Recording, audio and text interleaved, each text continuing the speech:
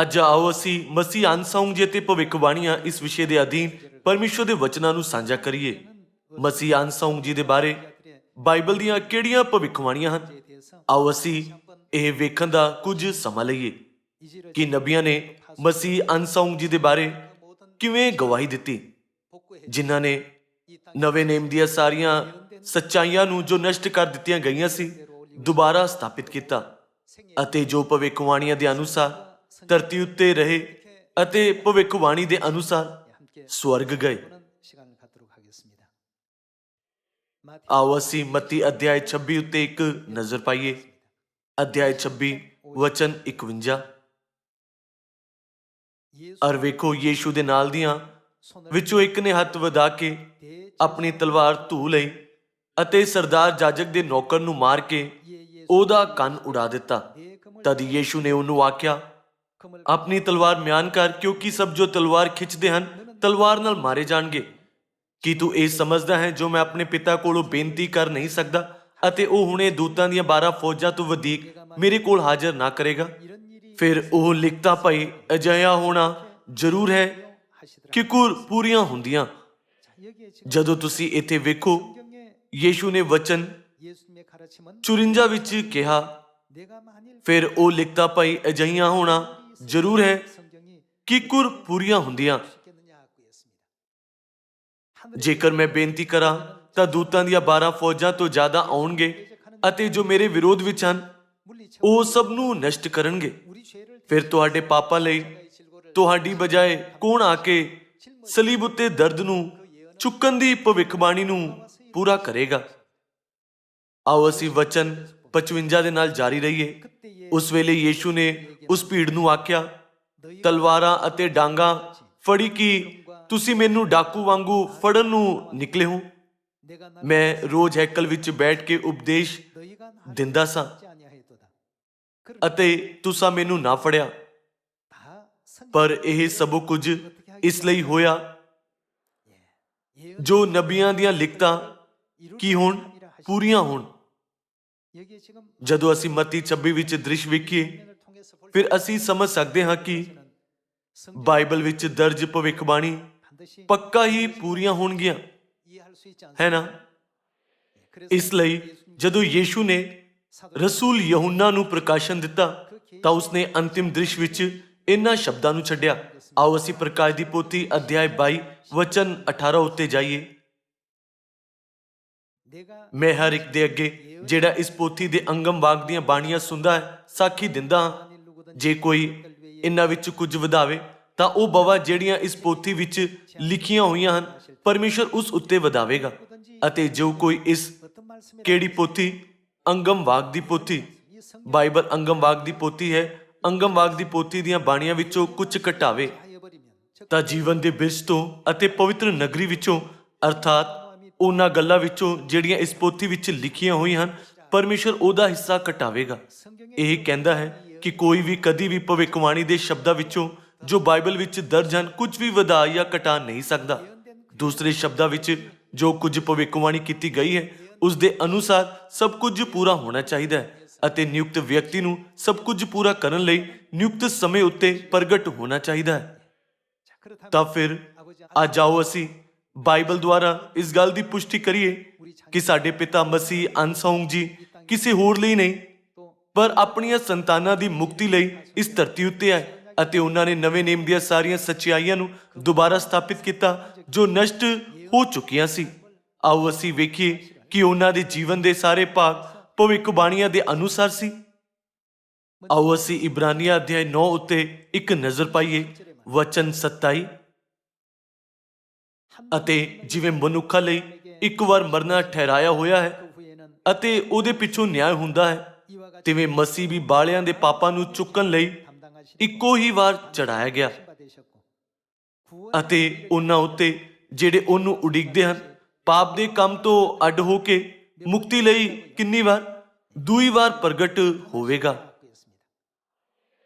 ਯੀਸ਼ੂ ਪਹਿਲੀ ਵਾਰ 2000 ਸਾਲ ਪਹਿਲਾਂ ਇਸ ਧਰਤੀ ਉੱਤੇ ਆਏ ਸੀ ਅਤੇ ਇਹ ਭਵਿੱਖਬਾਣੀ ਕੀਤੀ ਗਈ ਕਿ ਉਹ ਇਸ ਅੰਤਮ ਯੁੱਗ ਵਿੱਚ ਦੂਸਰੀ ਵਾਰ ਆਉਣਗੇ।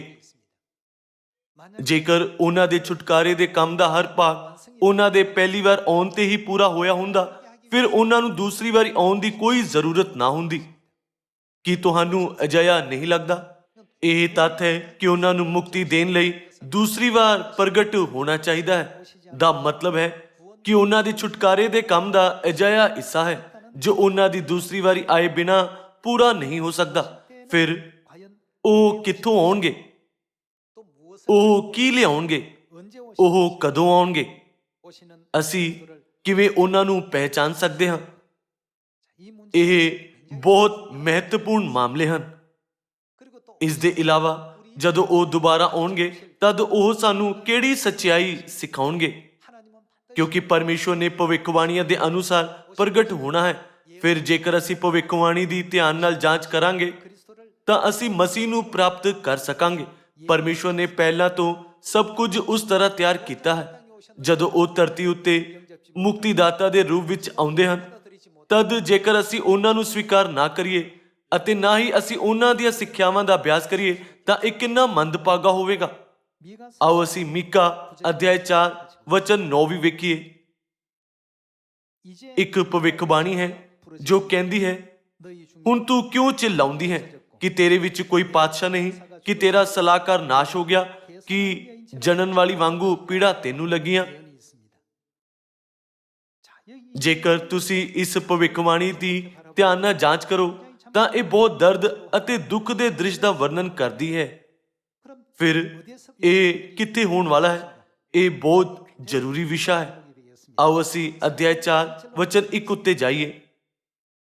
ਆਖਰੀ ਦਿਨਾਂ ਵਿੱਚ ਇਹ ਹੋਵੇਗਾ ਕਿ ਯਹੋਵਾ ਦੇ ਭਵਨ ਦਾ ਪਰਬਤ ਪਹਾੜਾਂ ਦੇ ਸਿਰ ਤੇ ਕਾਇਮ ਕੀਤਾ ਜਾਵੇਗਾ। ਇਹ ਕਦੋਂ ਹੋਵੇਗਾ? ਅੰਤ ਦੇ ਦਿਨਾਂ ਵਿੱਚ।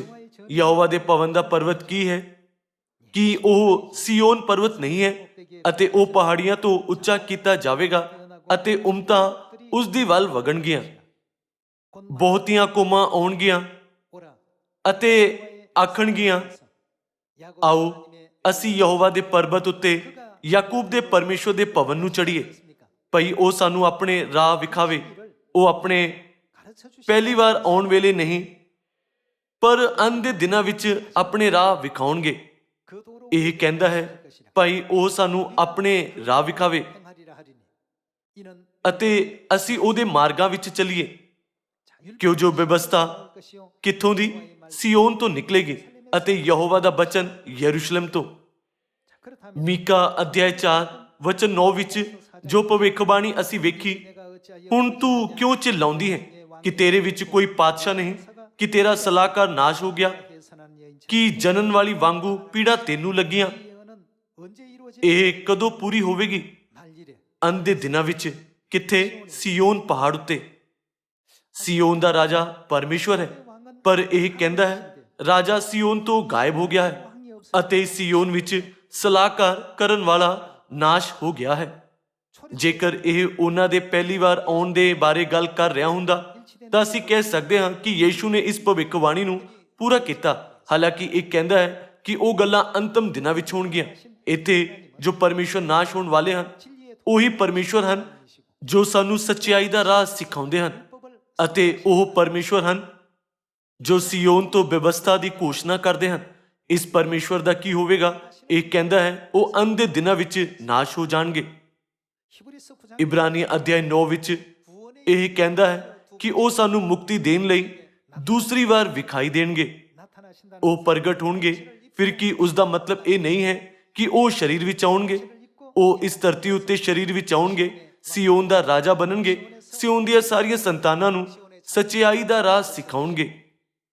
ਸਿਯੋਨ ਪਹਾੜ ਤੋਂ ਨਵੇਂ ਨੇਮ ਦੀ ਵਿਵਸਥਾ ਘੋਸ਼ਿਤ ਕਰਨਗੇ।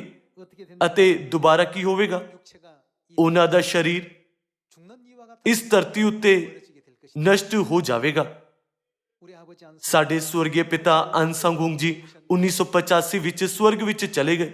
1981 ਵਿੱਚ ਇੱਕ ਹਫ਼ਤੇ ਆਉਣ ਵਾਲੀ ਅਖਬਾਰ ਵਿੱਚ ਉਹਨਾਂ ਨੇ ਕੀ ਗਵਾਹੀ ਦਿੱਤੀ ਸੀ? ਪਿਤਾ ਜੀ ਨੇ ਕਿਹਾ ਦੂਸਰੀ ਵਾਰੀ ਆਉਣ ਵਾਲੇ ਮਸੀਹ ਨੇ ਦਾਊਦ ਦੇ ਨਾਮ ਤੋਂ ਧਰਤੀ ਉੱਤੇ ਆਉਣਾ ਹੈ ਅਤੇ 37 ਸਾਲ ਤੱਕ ਖੁਸ਼ਖਬਰੀ ਦਾ ਪ੍ਰਚਾਰ ਕਰਨ ਤੋਂ ਬਾਅਦ ਗੁਜ਼ਰ ਜਾਣਾ ਹੈ। ਉਹਨਾਂ ਨੇ ਅਜਿਹਾ ਕਿਉਂ ਕਿਹਾ? ਬਾਈਬਲ ਕਹਿੰਦੀ ਹੈ ਕਿ ਤੇਰੇ ਵਿੱਚ ਕੋਈ ਪਾਤਸ਼ਾਹ ਨਹੀਂ, ਕਿ ਤੇਰਾ ਸਲਾਹਕਾਰ ਨਾਸ਼ ਹੋ ਗਿਆ। ਯਸ਼ਾਇਆ ਅਧਿਆਇ 9 ਦੇ ਅਨੁਸਾਰ ਸਲਾਹਕਾਰ ਕੌਣ ਹੈ? ਜਦੋਂ ਤੁਸੀਂ ਯਸ਼ਾਇਆ ਅਧਿਆਇ 9 ਵਚਨ 6 ਵੇਖਦੇ ਹੋ ਤਾਂ ਇਹ ਲਿਖਿਆ ਗਿਆ ਹੈ, ਸਾਡੇ ਲਈ ਤਾਂ ਇੱਕ ਬਾਲਕ ਜੰਮਿਆ ਅਤੇ ਸਾਨੂੰ ਇੱਕ ਪੁੱਤਰ ਬਖਸ਼ਿਆ ਗਿਆ, ਰਾਜ ਉਹਦੇ ਮੋਢੇ ਉੱਤੇ ਹੋਵੇਗਾ ਅਤੇ ਉਹਦਾ ਨਾਮ ਇਉਂ ਸੱਦਿਆ ਜਾਵੇਗਾ, ਅਚਰਜ ਕੀ, ਅਚਰਜ ਸਲਾਹੂ। ਅਤੇ ਉਹਨਾਂ ਦਾ ਸਿਰਲੇਖ ਕੀ ਹੈ? ਸ਼ਕਤੀਮਾਨ ਪਰਮੇਸ਼ਵਰ, ਅਨਾਦਿ ਪਿਤਾ ਅਤੇ ਕੀ, ਸ਼ਾਂਤੀ ਦਾ ਰਾਜਕੁਮਾਰ। ਇਹ ਕਿਸ ਨੂੰ ਦਰਸਾਉਂਦਾ ਹੈ ਕਿ ਉਹ ਪਰਮੇਸ਼ਵਰ ਨਹੀਂ ਹਨ? ਉਹ ਪਰਮੇਸ਼ਵਰ ਹਨ ਜੋ ਪੁੱਤਰ ਦੇ ਯੁੱਗ ਵਿੱਚ ਯੀਸ਼ੂ ਦੇ ਨਾਮ ਨਾਲ ਆਏ ਸੀ। ਹਾਲਾਂਕਿ ਜਦੋਂ ਤੁਸੀਂ ਉਹਨਾਂ ਦੇ ਸਿਰਲੇਖਾਂ ਨੂੰ ਵੇਖਦੇ ਹੋ ਤਾਂ ਉਹਨਾਂ ਨੂੰ ਅਚਰਜ ਸਲਾਹੂ, ਅਨਾਦਿ ਪਿਤਾ ਅਤੇ ਸ਼ਾਂਤੀ ਦਾ ਰਾਜਕੁਮਾਰ ਕਿਹਾ ਜਾਂਦਾ ਹੈ। ਫਿਰ ਜਦੋਂ ਮੀਕਾ ਅਧਿਆਇ 4 ਵਚਨ 9 ਕਹਿੰਦਾ ਹੈ ਕਿ ਤੇਰੇ ਵਿੱਚ ਕੋਈ ਪਾਤਸ਼ਾਹ ਨਹੀਂ, ਕਿ ਤੇਰਾ ਸਲਾਹਕਾਰ ਨਾਸ਼ ਹੋ ਗਿਆ, ਤਾਂ ਇਸ ਦਾ ਕੀ ਮਤਲਬ ਹੈ? ਕਿਸ ਦਾ ਨਾਸ਼ ਹੋਣਾ ਚਾਹੀਦਾ ਹੈ? ਪਰਮੇਸ਼ਵਰ ਦਾ। ਕਿ ਪਰਮੇਸ਼ਵਰ ਨਾਸ਼ ਹੋ ਸਕਦੇ ਹਨ? ਨਹੀਂ, ਉਹ ਨਹੀਂ ਹੋ ਸਕਦੇ। ਹਾਲਾਂਕਿ ਪਰਮੇਸ਼ਵਰ ਸਰੀਰ ਵਿੱਚ ਆਉਣਗੇ ਅਤੇ ਆਪਣੇ ਸਰੀਰ ਨੂੰ ਛੱਡ ਦੇਣਗੇ। ਇਸ ਦਾ ਮੀਕਾ ਨੇ ਇਸ ਤਰ੍ਹਾਂ ਵਰਣਨ ਕਰਦੇ ਹੋਏ ਰਿਕਾਰਡ ਕੀਤਾ। 1948 ਵਿੱਚ ਮਸੀਹ ਦਾ ਬਪਤਿਸਮਾ ਹੋਇਆ। ਫਿਰ ਰਾਜਾ ਦਾਊਦ ਦੀ ਭਵਿੱਖਬਾਣੀ ਨੂੰ ਪੂਰਾ ਕਰਨ ਦਾ 37ਵਾਂ ਸਾਲ ਕਦੋਂ ਹੈ? ਉਹ 1985 ਹੈ, ਕਿਉਂਕਿ ਇਹਨਾਂ ਸਾਰੀਆਂ ਗੱਲਾਂ ਦੀ ਬਾਈਬਲ ਵਿੱਚ ਪਹਿਲਾਂ ਤੋਂ ਭਵਿੱਖਬਾਣੀ ਕੀਤੀ ਗਈ ਸੀ। ਫਿਰ ਉਹਨਾਂ ਨੇ ਆਪਣੇ ਸਵਰਗ ਜਾਣ ਦੇ 4 ਸਾਲ ਪਹਿਲਾਂ 1981 ਵਿੱਚ ਹਫ਼ਤਾਵਾਰੀ ਧਰਮ ਅਖਬਾਰ ਦੇ ਜ਼ਰੀਏ ਇਸ ਦੀ ਭਵਿੱਖਬਾਣੀ ਕੀਤੀ ਸੀ ਕਿ ਅੰਤ ਦੇ ਦਿਨਾਂ ਵਿੱਚ ਜਦੋਂ ਕੋਈ ਵੀ ਬਚਾਇਆ ਨਹੀਂ ਜਾ ਸਕਦਾ, ਉਹਨਾਂ ਨੂੰ ਖੁਦ ਧਰਤੀ ਉੱਤੇ ਆਉਣਾ ਚਾਹੀਦਾ ਹੈ। ਅਤੇ 1985 ਵਿੱਚ ਦਾਊਦ ਦੀ ਭਵਿੱਖਬਾਣੀ ਦੇ 37 ਸਾਲ ਪੂਰੇ ਹੋਣ ਤੇ ਆਪਣਾ ਸਰੀਰ ਛੱਡਣਾ ਚਾਹੀਦਾ ਹੈ। ਫਿਰ ਕੀ ਸਾਨੂੰ ਭਵਿੱਖਬਾਣੀਆਂ ਵਿੱਚੋਂ ਇਹ ਪਤਾ ਨਹੀਂ ਕਰਨਾ ਚਾਹੀਦਾ ਕਿ ਧਰਤੀ ਉੱਤੇ ਆ ਕੇ ਉਹਨਾਂ ਨੇ ਸਾਨੂੰ ਕੀ ਸਿਖਾਇਆ ਅਤੇ ਸਾਡੇ ਲਈ ਕੀ ਛੱਡਿਆ? ਆਓ ਅਸੀਂ ਯਸ਼ਾਇਆ ਅਧਿਆਇ 25 ਵਚਨ 6 ਵੇਖੀਏ। ਇਹ ਲਿਖਿਆ ਹੈ, ਇਸੇ ਪਹਾੜ ਤੇ ਸੈਨਾ ਦਾ ਯਹੋਵਾ ਸਾਰਿਆਂ ਲੋਕਾਂ ਲਈ ਮੋਟੀਆਂ ਵਸਤਾਂ ਦਾ ਦਾਊਦ ਕਰੇਗਾ, ਪੁਰਾਣੀਆਂ ਮਦਾਂ ਦੀ ਦਾਊਦ। ਇਹ ਭਵਿੱਖਬਾਣੀ ਕੀਤੀ ਗਈ ਹੈ ਕਿ ਪਰਮੇਸ਼ਵਰ ਪੁਰਾਣੀਆਂ ਮਦਾਂ ਨਾਲ ਜੀਵਨ ਦਾ ਭੋਜ ਤਿਆਰ ਕਰਨਗੇ, ਗੁੱਦੇ ਸਣੇ ਮੋਟੀਆਂ ਵਸਤਾਂ ਅਤੇ ਕੀ, ਛਾਣੀਆਂ ਹੋਈਆਂ ਪੁਰਾਣੀਆਂ ਮਦਾਂ। ਅਤੇ ਇਸ ਪਹਾੜ ਤੇ ਉਸ ਪਰਦੇ ਨੂੰ ਜਫ ਲਵੇਗਾ, ਉਸ ਪਰਦੇ ਨੂੰ ਜਿਹੜਾ ਸਾਰਿਆਂ ਲੋਕਾਂ ਦੇ ਉੱਤੇ, ਨਾਲੇ ਉਸ ਕੱਜਣ ਨੂੰ ਜਿਹੜਾ ਸਾਰੀਆਂ ਕੌਮਾਂ ਉੱਤੇ ਲਟਕਦਾ ਹੈ। ਅਤੇ ਉਹ ਮੌਤ ਨੂੰ ਕੀ ਕਰੇਗਾ? ਨਬੀ ਨੇ ਭਵਿੱਖਬਾਣੀ ਕੀਤੀ ਕਿ ਪਰਮੇਸ਼ਵਰ ਮੌਤ ਨੂੰ ਸਦਾ ਵਾਸਤੇ ਜਫ ਲੈਣ ਲਈ ਦਾਖਰਸ ਨਾਲ ਜੀਵਨ ਦਾ ਭੋਜ ਤਿਆਰ ਕਰਨਗੇ। ਉਹ ਮੌਤ ਨੂੰ ਸਦਾ ਲਈ ਜਫ ਲਵੇਗਾ ਅਤੇ ਪ੍ਰਭੂ ਯਹੋਵਾ ਸਾਰਿਆਂ ਮੂੰਹਾਂ ਤੋਂ ਹੰਝੂ ਪੂੰਝ ਸੁੱਟੇਗਾ ਅਤੇ ਆਪਣੀ ਪ੍ਰਜਾ ਦੀ ਬਦਨਾਮੀ ਨੂੰ ਸਾਰੀ ਧਰਤੀ ਦੇ ਉੱਤੋਂ ਦੂਰ ਕਰ ਦੇਵੇਗਾ, ਕਿਉਂਕਿ ਇਹ ਯਹੋਵਾ ਦਾ ਬੋਲ ਹੈ। ਉਸ ਸਮੇਂ ਇਹ ਆਖਿਆ ਜਾਵੇਗਾ, ਬਾਈਬਲ ਵਿੱਚ ਉਸ ਸਮੇਂ ਅੰਤ ਦੇ ਦਿਨਾਂ ਨੂੰ ਦਰਸਾਉਂਦਾ ਹੈ ਨਾ? ਵੇਖੋ, ਇਹ ਸਾਡਾ ਕੌਣ ਹੈ? ਪਰਮੇਸ਼ਵਰ ਹੈ। ਅਸੀਂ ਉਹਨੂੰ ਉਡੀਕਦੇ ਸਾਂ ਅਤੇ ਉਹ ਸਾਨੂੰ ਬਚਾਵੇਗਾ। ਇਹ ਯਹੋਵਾ ਹੈ। ਅਸੀਂ ਉਹਦੀ ਉਡੀਕਦੇ ਸਾਂ। ਅਸੀਂ ਉਹਦੀ ਮੁਕਤੀ ਵਿੱਚ ਖੁਸ਼ੀ ਮਨਾਈਏ ਅਤੇ ਆਨੰਦ ਕਰੀਏ। ਕੌਣ ਪੁਰਾਣੀ ਮੱਦ ਨਾਲ ਮੌਤ ਨੂੰ ਸਦਾ ਲਈ ਜਫ ਲੈਣਗੇ? ਉਹ ਕੋਈ ਹੋਰ ਨਹੀਂ ਬਲਕਿ ਸਾਡੇ ਪਰਮੇਸ਼ਵਰ ਹਨ। ਫਿਰ ਇਹ ਪੁਰਾਣੀ ਮੱਦ ਕੀ ਹੈ ਜੋ ਮੌਤ ਨੂੰ ਸਦਾ ਲਈ ਜਫ ਲੈਂਦੀ ਹੈ? ਆਓ ਅਸੀਂ ਮੱਤੀ ਅਧਿਆਇ 26 ਵਚਨ 17 ਵੇਖੀਏ। ਪਤੀ ਦੀ ਰੋਟੀ ਦੇ ਤਿਉਹਾਰ ਦੇ ਪਹਿਲੇ ਦਿਨ ਚੇਲਿਆਂ ਨੇ ਯੀਸ਼ੂ ਕੋਲ ਆਣ ਕੇ ਆਖਿਆ, ਤੂੰ ਕਿੱਥੇ ਚਾਹੁੰਦਾ ਹੈ ਜੋ ਅਸੀਂ ਤੇਰੇ ਖਾਣ ਲਈ ਪਸਾ ਤਿਆਰ ਕਰੀਏ?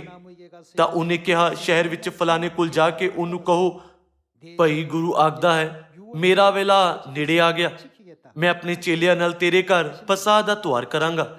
ਚੇਲਿਆਂ ਨੇ ਜਿਸ ਤਰ੍ਹਾਂ ਯੀਸ਼ੂ ਨੇ ਉਹਨਾਂ ਨੂੰ ਹੁਕਮ ਦਿੱਤਾ ਸੀ ਉਸੇ ਤਰ੍ਹਾਂ ਕੀਤਾ ਅਤੇ ਪਸਾ ਤਿਆਰ ਕੀਤੀ। ਉਹ ਯੀਸ਼ੂ ਸੀ ਜਿਨ੍ਹਾਂ ਨੇ ਚੇਲਿਆਂ ਨੂੰ ਪਸਾ ਤਿਆਰ ਕਰਨ ਅਤੇ ਇਸ ਨੂੰ ਮਨਾਉਣ ਲਈ ਨਿਰਦੇਸ਼ ਦਿੱਤਾ ਸੀ। ਕਿਸ ਲਈ? ਉਹ ਸਾਡੀ ਮੁਕਤੀ ਲਈ ਸੀ। ਫਿਰ ਆਓ ਅਸੀਂ ਵੇਖੀਏ ਕਿ ਪਸਾ ਵਿੱਚ ਕਿਹੜਾ ਅਰਥ ਸ਼ਾਮਲ ਹੈ। ਵਚਨ 26, ਜਦ ਉਹ ਖਾ ਰਹੇ ਸਨ ਤਦ ਯੀਸ਼ੂ ਨੇ ਰੋਟੀ ਲਈ ਅਤੇ ਬਰਕਤ ਦੇ ਕੇ ਤੋੜੀ ਅਰ ਚੇਲਿਆਂ ਨੂੰ ਦੇ ਕੇ ਆਖਿਆ, ਲੋ ਖਾਓ, ਇਹ ਮੇਰਾ ਸਰੀਰ ਹੈ। ਫਿਰ ਉਹਨੇ ਪਿਆਲਾ ਲੈ ਕੇ ਸ਼ੁਕਰ ਕੀਤਾ। ਪਿਆਲੇ ਦੇ ਅੰਦਰ ਕੀ ਸੀ? ਉਹ ਪਸਾ ਦਾ ਦਾਖਰਸ ਸੀ ਅਤੇ ਉਹਨਾਂ ਨੂੰ ਦੇ ਕੇ ਆਖਿਆ, ਤੁਸੀਂ ਸਾਰੇ ਇਸ ਵਿੱਚੋਂ ਪੀਓ, ਕਿਉਂ ਜੋ ਪਸਾ ਦਾ ਦਾਖਰਸ ਕੀ ਹੈ? ਨੇਮ ਦਾ ਇਹ ਮੇਰਾ ਉਹ ਲਹੂ ਹੈ ਜਿਹੜਾ ਬਹੁਤਿਆਂ ਦੀ ਖਾਤਰ ਪਾਪਾਂ ਦੀ ਮਾਫੀ ਦੇ ਲਈ ਵਹਾਇਆ ਜਾਂਦਾ ਹੈ। ਕੁਝ ਲੋਕ ਪੁੱਛ ਸਕਦੇ ਹਨ ਕਿ ਇਹ ਨਹੀਂ ਕਹਿੰਦਾ ਕਿ ਪਰਮੇਸ਼ਰ ਪੁਰਾਣੀ ਮੱਦ ਨਾਲ ਮੌਤ ਨੂੰ ਸਦਾ ਲਈ ਜੱਫ ਲੈਣਗੇ। ਕਿਵੇਂ ਯੀਸ਼ੂ ਨੇ ਇਹ ਸਿਖਾਉਂਦੇ ਹੋਏ ਕਿ ਪਸਾ ਦੀ ਰੋਟੀ ਅਤੇ ਦਾਖਰਸ ਉਹਨਾਂ ਦਾ ਮਾਂਸ ਅਤੇ ਲਹੂ ਹੈ, ਇੱਥੇ ਸਦੀਪਕ ਜੀਵਨ ਦੇ ਬਾਰੇ ਕੁਝ ਵੀ ਉਲੇਖ ਨਹੀਂ ਕੀਤਾ। ਪਰ ਯੀਸ਼ੂ ਮਸੀਹ ਨੇ ਸਾਡੇ ਲਈ ਯਹੂਨਾ ਅਧਿਆਇ 6 ਵਿੱਚ ਰੋਟੀ ਅਤੇ ਦਾਖਰਸ ਨਾਲ ਸੰਬੰਧਿਤ ਜੋੜੇ ਵਚਨਾਂ ਨੂੰ ਛੱਡਿਆ ਜੋ ਉਹਨਾਂ ਦੇ ਮਾਂਸ ਅਤੇ ਲਹੂ ਨੂੰ ਦਰਸਾਉਂਦੇ ਹਨ। ਆਓ ਅਸੀਂ ਯਹੂਨਾ ਅਧਿਆਇ 6 ਵਚਨ 53 ਦੇਖੀਏ। ਤਦ ਯੀਸ਼ੂ ਨੇ ਉਹਨਾਂ ਨੂੰ ਆਖਿਆ, ਮੈਂ ਤੁਹਾਨੂੰ ਸੱਚ-ਸੱਚ ਆਖਦਾ ਹਾਂ, ਜੇ ਤੁਸੀਂ ਮਨੁੱਖ ਦੇ ਪੁੱਤਰ ਦਾ ਮਾਂਸ ਨਾ ਖਾਓ ਅਤੇ ਉਹਦਾ ਲਹੂ ਨਾ ਪੀਓ ਤਾਂ ਤੁਹਾਡੇ ਵਿੱਚ ਜਿਉ ਨਹੀਂ ਹੈ। ਕੀ ਅਸੀਂ ਹੁਣੇ ਮੱਤੀ ਅਧਿਆਇ 26 ਵਿੱਚ ਨਹੀਂ ਵੇਖਿਆ ਕਿ ਪਸਾ ਦੀ ਰੋਟੀ ਅਤੇ ਦਾਖਰਸ ਮਸੀਹ ਦਾ ਮਾਂਸ ਅਤੇ ਲਹੂ ਹੈ? ਜੇ ਤੁਸੀਂ ਮਨੁੱਖ ਦੇ ਪੁੱਤਰ ਦਾ ਮਾਂਸ ਨਾ ਖਾਓ ਅਤੇ ਉਹਦਾ ਲਹੂ ਨਾ ਪੀਓ, ਇਸ ਦਾ ਮਤਲਬ ਹੈ ਕਿ ਜੋ ਲੋਕ ਪਸਾ ਦੀ ਰੋਟੀ ਨਹੀਂ ਖਾਂਦੇ ਅਤੇ ਪਸਾ ਦਾ ਦਾਖਰਸ ਨਹੀਂ ਪੀਂਦੇ, ਉਹਨਾਂ ਕੋਲ ਜੀਵਨ ਨਹੀਂ ਹੈ। ਵਚਨ 54, ਜੋ ਕੋਈ ਮੇਰਾ ਮਾਂਸ ਖਾਂਦਾ ਅਤੇ ਮੇਰਾ ਲਹੂ ਪੀਂਦਾ ਹੈ, ਕੀ ਉਸੇ ਦਾ ਹੈ? ਸਦੀਪਕ ਜੀਵਨ ਉਸੇ ਦਾ ਹੈ। ਸਦੀਪਕ ਜੀਵਨ ਉਸੇ ਦਾ ਹੈ ਅਤੇ ਮੈਂ ਅੰਤ ਦੇ ਦਿਨ ਉਹਨੂੰ ਜਿਉਂਦਾ ਉਠਾਵਾਂਗਾ। ਵਚਨ 55, ਕਿਉਂਕਿ ਮੇਰਾ ਮਾਂਸ ਸੱਚਮੁੱਚ ਖਾਣ ਦੀ ਅਤੇ ਮੇਰਾ ਲਹੂ ਸੱਚਮੁੱਚ ਪੀਣ ਦੀ ਵਸਤੂ ਹੈ। ਜੋ ਮੇਰਾ ਮਾਂਸ ਖਾਂਦਾ ਅਤੇ ਮੇਰਾ ਲਹੂ ਪੀਂਦਾ ਹੈ, ਸੋ ਮੇਰੇ ਵਿੱਚ ਰਹਿੰਦਾ ਅਰ ਮੈਂ ਉਸ ਵਿੱਚ। ਜਿਸ ਤਰ੍ਹਾਂ ਜਿਉਂਦੇ ਪਿਤਾ ਨੇ ਮੈਨੂੰ ਭੇਜਿਆ ਅਤੇ ਮੈਂ ਪਿਤਾ ਦੇ ਕਾਰਨ ਜਿਉਂਦਾ, ਉਸੇ ਤਰ੍ਹਾਂ ਜਿਹੜਾ ਮੈਨੂੰ ਖਾਂਦਾ ਹੈ ਸੋ ਮੇਰੇ ਕਾਰਨ ਜੀਏਗਾ। ਪਰਮੇਸ਼ਵਰ ਨੇ ਸਾਰੀ ਮਨੁੱਖ ਜਾਤੀ ਨੂੰ ਸਦੀਪਕ ਜੀਵਨ ਦੇਣ ਅਤੇ ਮੌਤ ਨੂੰ ਸਦਾ ਲਈ ਜਫਨ ਲਈ ਸਾਨੂੰ ਸਿਯੋਨ ਪਰਵਤ ਉੱਤੇ ਇਹ ਸਿੱਖਿਆ ਦਿੱਤੀ ਹੈ ਨਾ? ਨਬੀ ਯਸ਼ਾਇਆ ਦੇ ਅਨੁਸਾਰ ਉਹ ਕੌਣ ਹਨ ਜੋ ਸਾਨੂੰ ਇਹ ਸਿੱਖਿਆ ਦਿੰਦੇ ਹਨ? ਉਸਨੇ ਕਿਹਾ, ਵੇਖੋ ਸਾਡਾ ਪਰਮੇਸ਼ਵਰ ਇਹੀ ਹੈ। ਸਿਰਫ ਪਰਮੇਸ਼ਵਰ ਨਹੀਂ ਬਲਕਿ ਉਹ ਪਰਮੇਸ਼ਵਰ ਹਨ ਜਿਨ੍ਹਾਂ ਦੀ ਅਸੀਂ ਉਡੀਕ ਕਰ ਰਹੇ ਹਾਂ। ਅੱਜ ਬਹੁਤ ਸਾਰੇ ਸੰਪਰਦਾ ਹਨ ਅਤੇ ਇੱਥੇ ਅਣਗਿਣਤ ਧਰਮ ਸ਼ਾਸਤਰੀ, ਪਾਦਰੀ, ਧਾਰਮਿਕ ਲੋਕ ਹਨ ਜੋ ਆਪਣੇ ਆਪ ਨੂੰ ਧਰਮ ਲਈ ਸਮਰਪਿਤ ਕਰਦੇ ਹਨ। ਪਰ ਹੁਣ ਤੱਕ ਕੀ ਕੋਈ ਹੈ ਜੋ ਨਵੇਂ ਨੇਮ ਪਸਾ ਨੂੰ ਵਾਪਸ ਲਿਆਏ ਹੋਵੇ? ਨਹੀਂ। ਉਹ ਜੋ ਇਸ ਧਰਤੀ ਉੱਤੇ ਦਾਊਦ ਦੀ ਭਵਿੱਖਬਾਣੀ ਦੇ ਅਨੁਸਾਰ ਆਏ ਅਤੇ 1948 ਵਿੱਚ ਬਪਤਿਸਮਾ ਲਿਆ ਅਤੇ ਸਿਯੋਨ ਪਰਬਤ ਉੱਤੇ ਨਵੇਂ ਨੇਮ ਦੀ ਸਦੀਪਕ ਸੱਚਾਈ ਸਿਖਾਉਂਦੇ ਹੋਏ 37 ਸਾਲਾਂ ਲਈ ਖੁਸ਼ਖਬਰੀ ਦਾ ਕੰਮ ਕੀਤਾ ਅਤੇ ਮੀਕਾ ਅਧਿਆਇ 4 ਵਚਨ 9 ਦੀ ਭਵਿੱਖਬਾਣੀ ਦੇ ਅਨੁਸਾਰ ਸਵਰਗ ਵਿੱਚ ਚਲੇ ਗਏ। ਉਹ ਕੋਈ ਹੋਰ ਨਹੀਂ ਪਰ ਸਾਡੇ ਸਵਰਗੀ ਪਿਤਾ ਅਨਸੰਗ ਜੀ ਹਨ। ਸੰਸਾਰ ਮਸੀਹ ਅਨਸੰਗ ਜੀ ਨੂੰ ਸਿਰਫ ਇੱਕ ਸਧਾਰਨ ਵਿਅਕਤੀ ਦੇ ਰੂਪ ਵਿੱਚ ਯਾਦ ਕਰ ਸਕਦਾ ਹੈ, ਪਰ ਬਾਈਬਲ ਅਤੇ ਨਬੀਆਂ ਨੇ ਪਹਿਲਾਂ ਤੋਂ ਹੀ ਸਾਰੀ ਮਨੁੱਖ ਜਾਤੀ ਲਈ ਗਵਾਹੀ ਦਿੱਤੀ ਕਿ ਪਰਮੇਸ਼ਵਰ ਦੂਸਰੀ ਵਾਰ ਕਿਵੇਂ ਦਿਖਾਈ ਦੇਣਗੇ। ਉਹ ਕਿਸ ਤਰ੍ਹਾਂ ਦੀ ਸੱਚਾਈ ਨਾਲ ਆਉਣਗੇ ਤਾਂ ਜੋ ਸੰਸਾਰ ਉਹਨਾਂ ਨੂੰ ਸਵੀਕਾਰ ਕਰ ਸਕੇ। ਪੂਰਬ ਵਿੱਚ ਧਰਤੀ ਦੀ ਹੱਦ ਤੋਂ ਜਦੋਂ ਹੰਜੀਰ ਦੇ ਰੁੱਖ ਦੀ ਟਾਹਣੀ ਨਰਮ ਹੋ ਗਈ ਅਤੇ ਉਸਦੇ ਪੱਤੇ ਨਿਕਲ ਆਏ, ਫਿਰ ਜਿਵੇਂ ਦਾਊਦ ਦਾ ਅਭਿਸ਼ੇਕ ਹੋਇਆ ਸੀ, ਉਸੇ ਤਰ੍ਹਾਂ ਇਸ ਧਰਤੀ ਉੱਤੇ ਪਿਤਾ ਜੀ ਦਾ ਅਭਿਸ਼ੇਕ ਕੀਤਾ ਗਿਆ ਸੀ। ਅਰਥਾਤ ਉਹਨਾਂ ਨੇ ਬਪਤਿਸਮਾ ਲਿਆ ਅਤੇ 37 ਸਾਲਾਂ ਦੀ ਆਪਣੀ ਸੇਵਾ ਦਾ ਕੰਮ ਪੂਰਾ ਕੀਤਾ। ਇਹ ਸਭ ਬਾਈਬਲ ਵਿੱਚ ਭਵਿੱਖਬਾਣੀਆਂ ਦੇ ਰੂਪ ਵਿੱਚ ਦਰਜ ਹੈ। ਆਓ ਅਸੀਂ ਮੱਤੀ ਅਧਿਆਇ 16 ਵਚਨ 13 ਉੱਤੇ ਇੱਕ ਨਜ਼ਰ ਪਾਈਏ। ਯੀਸ਼ੂ ਨੇ ਕੈਸਰੀਆ ਫਿਲਿੱਪੀ ਦੇ ਇਲਾਕੇ ਵਿੱਚ ਆਣ ਕੇ ਆਪਣੇ ਚੇਲਿਆਂ ਨੂੰ ਇਹ ਕਹਿ ਕੇ ਪੁੱਛਿਆ, ਜੋ ਲੋਕ ਮਨੁੱਖ ਦੇ ਪੁੱਤਰ ਨੂੰ ਕੀ ਆਖਦੇ ਹਨ? ਉਹ ਬੋਲੇ, ਕਈ ਤਾਂ ਯਹੂਨਾ ਬਪਤਿਸਮਾ ਦੇਣ ਵਾਲਾ ਕਹਿੰਦੇ ਹਨ ਅਤੇ ਕਈ ਏਲੀਆ ਤੇ ਕਈ ਇਰਮੀਆ ਜਾਂ ਨਬੀਆਂ ਵਿੱਚੋਂ ਕੋਈ। ਉਸਨੇ ਉਹਨਾਂ ਨੂੰ ਕਿਹਾ, ਪਰ ਤੁਸੀਂ ਮੈਨੂੰ ਕੀ ਕਹਿੰਦੇ ਹੋ ਜੋ ਮੈਂ ਕੌਣ ਹਾਂ? ਇਸ ਦਾ ਮਤਲਬ ਹੈ ਕਿ ਤੁਸੀਂ ਜਾਣਦੇ ਹੋ ਕਿ ਮੈਂ ਕੌਣ ਹਾਂ। ਸ਼ਮੌਨ ਪਤਰਸ ਨੇ ਉੱਤਰ ਦਿੱਤਾ, ਉਸਨੇ ਕੀ ਕਿਹਾ ਕਿ ਯੀਸ਼ੂ ਕੌਣ ਹੈ? ਤੂੰ ਮਸੀਹ ਜਿਉਂਦੇ ਪਰਮੇਸ਼ਵਰ ਦਾ ਪੁੱਤਰ ਹੈ। ਕਦੀ ਕਦੀ ਲੋਕ ਇਹ ਕਹਿੰਦੇ ਹੋਏ ਸਵਾਲ ਚੁੱਕਦੇ ਹਨ ਕਿ ਪਰਮੇਸ਼ਵਰ ਅਤੇ ਪਰਮੇਸ਼ਵਰ ਦਾ ਪੁੱਤਰ ਦੋ ਅਲੱਗ-ਅਲੱਗ ਸ਼ਬਦ ਨਹੀਂ ਹਨ। ਉਹ ਇਸ ਲਈ ਅਜਿਹਾ ਸਵਾਲ ਪੁੱਛਦੇ ਹਨ ਕਿਉਂਕਿ ਉਹ ਯਸ਼ਾਇਆ ਅਧਿਆਇ 9 ਵਚਨ 6 ਨੂੰ ਨਹੀਂ ਸਮਝਦੇ। ਸਾਡੇ ਲਈ ਤਾਂ ਇੱਕ ਬਾਲਕ ਜੰਮਿਆ ਅਤੇ ਸਾਨੂੰ ਇੱਕ ਪੁੱਤਰ ਬਖਸ਼ਿਆ ਗਿਆ। ਰਾਜ ਉਹਦੇ ਮੋਢੇ ਉੱਤੇ ਹੋਵੇਗਾ ਅਤੇ ਉਹਦਾ ਨਾਮ ਇਉਂ ਸੱਦਿਆ ਜਾਵੇਗਾ, ਅਚਰਜ ਸਲਾਹੂ, ਸ਼ਕਤੀਮਾਨ ਪਰਮੇਸ਼ਵਰ, ਅਨਾਦਿ ਕੌਣ, ਅਨਾਦਿ ਪਿਤਾ, ਸ਼ਾਂਤੀ ਦਾ ਰਾਜਕੁਮਾਰ। ਇਹ ਸਪਸ਼ਟ ਹੈ ਕਿ ਪਰਮੇਸ਼ਵਰ ਦਾ ਪੁੱਤਰ ਖੁਦ ਪਰਮੇਸ਼ਵਰ ਹੈ। ਪਤਰਸ ਨੇ ਯੀਸ਼ੂ ਨੂੰ ਉਸੇ ਵੇਲੇ ਪਹਿਚਾਨ ਲਿਆ। ਉਸਨੇ ਉਹਨਾਂ ਨੂੰ ਕਿਹਾ, ਪਰ ਤੁਸੀਂ ਮੈਨੂੰ ਕੀ ਕਹਿੰਦੇ ਹੋ ਜੋ ਮੈਂ ਕੌਣ ਹਾਂ? ਉਸਨੇ ਉੱਤਰ ਦਿੱਤਾ, ਤੂੰ ਮਸੀਹ ਜਿਉਂਦੇ ਪਰਮੇਸ਼ਵਰ ਦਾ ਪੁੱਤਰ ਹੈ, ਜਿਸ ਦਾ ਮਤਲਬ ਹੈ ਤੁਸੀਂ ਮਸੀਹ ਜਿਉਂਦੇ ਪਰਮੇਸ਼ਵਰ ਹੋ। ਇਹ ਸੁਣ ਕੇ ਯੀਸ਼ੂ ਨੇ ਪਤਰਸ ਉੱਤੇ ਬਹੁਤ ਕਿਰਪਾ ਬਰਸਾਈ। ਆਓ ਅਸੀਂ ਵਚਨ 17 ਉੱਤੇ ਜਾਈਏ। ਯੀਸ਼ੂ ਨੇ ਉਹਨੂੰ ਉੱਤਰ ਦਿੱਤਾ, ਧੰਨ ਹੈ ਤੂੰ ਸ਼ਮੌਨ ਬਰ-ਓਨਾ, ਕਿਉਂ ਜੋ ਸਰੀਰ ਅਤੇ ਲਹੂ ਨੇ ਨਹੀਂ, ਸਗੋਂ ਮੇਰੇ ਪਿਤਾ ਨੇ ਜਿਹੜਾ ਸੁਰਗ ਵਿੱਚ ਹੈ ਇਹ ਗੱਲ ਤੇਰੇ ਉੱਤੇ ਪ੍ਰਗਟ ਕੀਤੀ। ਅਤੇ ਮੈਂ ਵੀ ਤੈਨੂੰ ਆਖਦਾ ਹਾਂ, ਜੋ ਤੂੰ ਪਤਰਸ ਹੈ ਅਤੇ ਮੈਂ ਇਸ ਪੱਥਰ ਉੱਤੇ ਆਪਣੀ ਕਲੀਸਿਆ ਬਣਾਵਾਂਗਾ ਅਤੇ ਪਤਾਲ ਦੇ ਫਾਟਕਾਂ ਦਾ ਉਹਦੇ ਉੱਤੇ ਕੁਝ ਵਸ ਨਾ ਚੱਲੇਗਾ। ਮੈਂ ਸੁਰਗ ਦੇ ਰਾਜ ਦੀਆਂ ਕੁੰਜੀਆਂ ਤੈਨੂੰ ਦਿਆਂਗਾ ਅਤੇ ਜੋ ਕੁਝ ਤੂੰ ਧਰਤੀ ਉੱਤੇ ਬੰਨੇਗਾ ਸੁਰਗ ਵਿੱਚ ਬੰਨਿਆ ਜਾਵੇਗਾ ਅਤੇ ਜੋ ਕੁਝ ਤੂੰ ਧਰਤੀ ਉੱਤੇ ਖੋਲੇਗਾ ਸੁਰਗ ਵਿੱਚ ਖੋਲਿਆ ਜਾਵੇਗਾ। ਤਦ ਉਹਨੇ ਚੇਲਿਆਂ ਨੂੰ ਤਾਕੀਦ ਕੀਤੀ, ਭਾਈ ਕਿਸੇ ਨੂੰ ਨਾ ਦੱਸੋ ਜੋ ਮੈਂ ਮਸੀਹ ਹਾਂ। ਪਤਰਸ ਨੂੰ, ਜਿਸ ਨੇ ਯੀਸ਼ੂ ਨੂੰ ਪਰਮੇਸ਼ਵਰ ਦੇ ਰੂਪ ਵਿੱਚ ਸਹੀ ਰੂਪ ਨਾਲ ਪਛਾਣਿਆ, ਯੀਸ਼ੂ ਨੇ ਸਵਰਗ ਦੇ ਰਾਜ ਦੀਆਂ ਕੁੰਜੀਆਂ ਦਿੱਤੀਆਂ ਅਤੇ ਮਹਾਨ ਅਧਿਕਾਰ ਦਿੱਤਾ, ਜਿਸ ਦੇ ਦੁਆਰਾ ਉਹ ਸਵਰਗੀ ਦਰਵਾਜ਼ਾ ਵੀ ਖੋਲ ਸਕਦਾ ਹੈ ਜਾਂ ਬੰਦ ਕਰ ਸਕਦਾ ਹੈ। ਜਦੋਂ ਪੂਰੀ ਦੁਨੀਆ ਸਿਰਫ ਯੀਸ਼ੂ ਨੂੰ ਇੱਕ ਤਰਖਾਨ ਦੇ ਪੁੱਤਰ ਦੇ ਰੂਪ ਵਿੱਚ ਜਾਂ ਯੂਸਫ ਅਤੇ ਮਰੀਮ ਦੇ ਪੁੱਤਰ ਦੇ ਰੂਪ ਵਿੱਚ ਜਾਣਦੀ ਸੀ, ਤਦ ਪਤਰਸ ਉਹਨਾਂ ਨੂੰ ਤੁਰੰਤ ਪਰਮੇਸ਼ਵਰ ਦੇ ਰੂਪ ਵਿੱਚ ਕਿਵੇਂ ਪਛਾਣ ਸਕਿਆ? ਕੀ ਤੁਹਾਨੂੰ ਨਹੀਂ ਲੱਗਦਾ ਕਿ ਇਸ ਦਾ ਕੋਈ ਕਾਰਨ ਹੋਵੇਗਾ? ਆਓ ਅਸੀਂ ਯਹੂਨਾ ਅਧਿਆਇ 6 ਵਚਨ 66 ਦੇਖੀਏ। ਇਸ ਗੱਲ ਤੋਂ ਉਹਦੇ ਚੇਲਿਆਂ ਵਿੱਚੋਂ ਬਹੁਤੇ ਪਿਛਾਂਹ ਨੂੰ ਫਿਰ ਗਏ ਅਤੇ ਮੁੜ ਉਹਦੇ ਨਾਲ ਨਾ ਚੱਲੇ।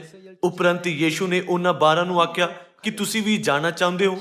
ਸ਼ਮੌਨ ਪਤਰਸ ਨੇ ਉਹਨੂੰ ਉੱਤਰ ਦਿੱਤਾ, ਪ੍ਰਭੂ ਜੀ, ਅਸੀਂ ਕਿਹਦੇ ਕੋਲ ਜਾਈਏ? ਸਦੀਪਕ ਜਿਉਣ ਦੀਆਂ ਗੱਲਾਂ ਤਾਂ ਤੇਰੇ ਕੋਲ ਹਨ, ਅਰ ਅਸਾਂ ਤਾਂ ਨੇਚਾ ਕੀਤੀ ਅਤੇ ਜਾਣਿਆ ਹੈ ਕਿ ਤੂੰ ਪਰਮੇਸ਼ਵਰ ਦਾ ਪਵਿੱਤਰ ਪੁਰਖ ਹੈ। ਕਿਉਂਕਿ ਉਹ ਜਾਣਦਾ ਸੀ, ਇਸ ਲਈ ਉਹ ਨੇਚਾ ਕਰ ਸਕਾ। ਯੀਸ਼ੂ ਨੇ ਉਹਨਾਂ ਨੂੰ ਅੱਗੇ ਆਖਿਆ ਕਿ ਮੈਂ ਤੁਸਾਂ 12 ਨੂੰ ਨਹੀਂ ਚੁਣਿਆ। ਪਤਰਸ ਨੇ ਇਹ ਸੋਚਦੇ ਹੋਏ ਯੀਸ਼ੂ ਨੂੰ ਪਛਾਣਿਆ, ਉਹ ਪਰਮੇਸ਼ਵਰ ਹੋਣੇ ਚਾਹੀਦੇ ਹਨ ਕਿਉਂਕਿ ਉਹਨਾਂ ਦੇ ਕੋਲ ਮੌਤ ਦਾ ਸਦਾ ਦੇ ਲਈ ਨਾਸ਼ ਕਰਨ ਦਾ ਅਧਿਕਾਰ ਹੈ। ਪਤਰਸ ਨੇ ਸਦੀਪਕ ਜੀਵਨ ਦੇ ਮਾਮਲੇ ਦੇ ਦੁਆਰਾ ਯੀਸ਼ੂ ਨੂੰ ਪਰਮੇਸ਼ਵਰ ਦੇ ਰੂਪ ਵਿੱਚ ਪਛਾਣਿਆ ਅਤੇ ਵਿਸ਼ਵਾਸ ਨਾਲ ਯੀਸ਼ੂ ਦੇ ਬਾਰੇ ਸਾਖੀ ਦਿੱਤੀ, ਪ੍ਰਭੂ ਤੁਸੀਂ ਮਸੀਹ ਅਤੇ ਜਿਉਂਦੇ ਪਰਮੇਸ਼ਵਰ ਦੇ ਪੁੱਤਰ ਹੋ। ਤਦ ਇਹਨਾਂ ਦਿਨਾਂ ਵਿੱਚ ਵੀ ਇਸ ਤਰ੍ਹਾਂ ਹੀ ਹੋਣਾ ਚਾਹੀਦਾ ਹੈ। ਪਰਮੇਸ਼ਵਰ ਜੋ ਆਪਣੇ ਦੂਸਰੇ ਵਾਰ ਆਉਣ ਤੇ ਆਏ ਹਨ, ਕਿ ਉਹ ਉਸ ਪਰਮੇਸ਼ਵਰ ਤੋਂ ਅਲੱਗ ਹਨ ਜੋ ਆਪਣੇ ਪਹਿਲੀ ਵਾਰ ਆਉਣ ਤੇ ਆਏ ਸੀ? ਇਹ ਉਹੀ ਪਰਮੇਸ਼ਵਰ ਹਨ।